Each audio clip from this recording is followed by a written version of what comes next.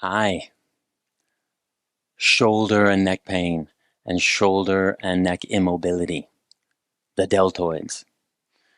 One of the multiple reasons behind shoulder and neck pain, there's not only one reason, is because of the deltoids. And I'll go into it specifically. The deltoid, there are three deltoids. There's the anterior here. Hello. Why did I just do that? The middle and the posterior. And what happens a lot is that the anterior deltoid becomes predominant and strong and super compressed, concentrically loaded, short. And the posterior deltoid, in the meantime, gets stretched long because your shoulders come into internal rotation. And when it gets stretched long, it becomes weaker and eccentrically loaded, locked long. And that can also reverberate all the way up to the base of your skull. And so a common remedy, and you see this a lot, is the deltoid diamonds. You see this on walls, people sit against the wall. It's great, but it's super challenging for most people, and most people can't even do it because they don't have the thoracic ribcage mobility and strength to maintain that anchor on the wall.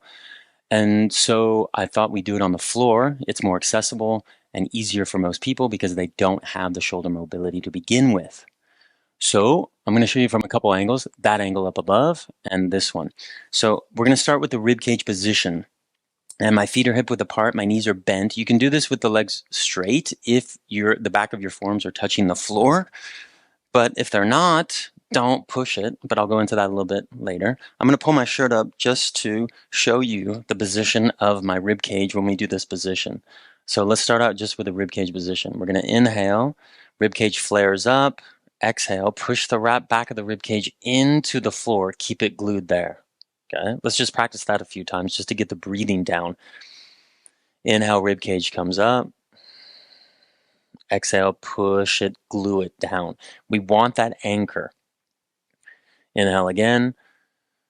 And then exhale, push the back of the rib cage into the floor. And then I'm connecting also my pelvis to my rib cage using my abdominal core there. I'm going to bring my arms I'm going to tuck my chin under just a little bit. I'm going to bring my arms into a U shape, okay? And what happens with a lot of people is they get super excited and then they go, oh, I'm going to place the back of my forearms on the floor. But in the meantime, they can't because they don't have the mobility here, again, because of the shortness in the anterior deltoids and other reasons. And so they bend the wrists, and then that causes wrist pain. And it takes away the purpose behind it, which is to open up the anterior deltoids. So let's say you're at this level. I've seen people like this. Let's say here, okay? And you keep your wrists in line with your forearms, okay? So we're going to inhale. We're going to exhale, push that back of the ribcage on the floor. I'm going to hold the exhale. I'm going to talk while I'm holding that exhale. And then you'll see from the above camera, I'm going to connect and try to join my index fingers together, okay? And then come back. That's just on the exhale, so you may have to hold your breath a little bit.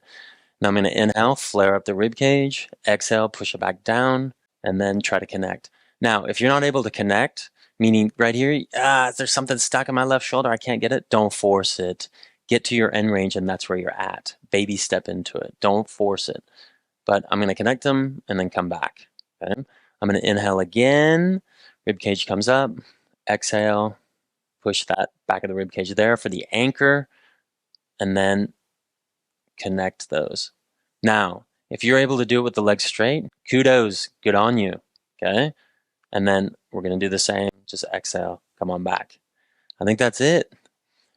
And if you like this one, check out my other videos on the shoulders and every part of the body.